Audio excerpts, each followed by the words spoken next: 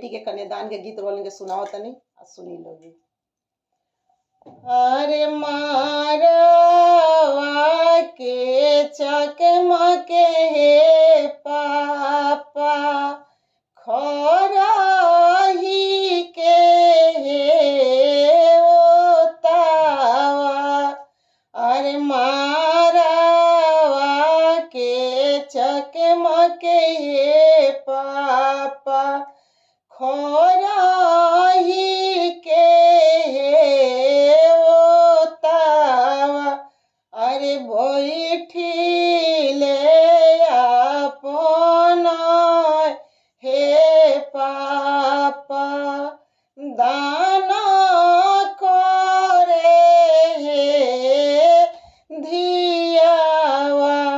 अरे बैठिले अपन हे चाचा दान करे हे धियावा। अरे जंघिया लागल आपन आमा पूछे प्रभु से बतिया।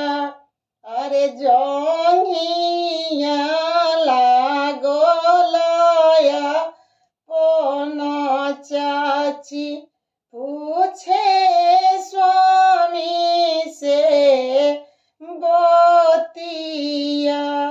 अरे कथिए और जनिए प्रभु जी काई कईनी हे दानावा।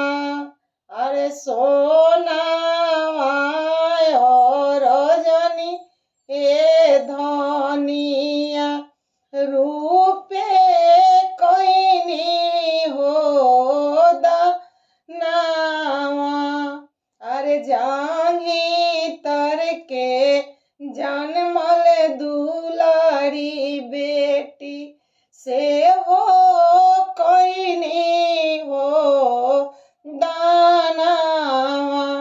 अरे जांघी तर के जनमल दुलारी बेटी से हो कईनी हो दानावा। अरे मारवा के चकमके हे पापा खरही के हे ओतावा। अगर हमारे कन्यादान के गीत अच्छा लगल हो तो कमेंट करें, शेयर करें।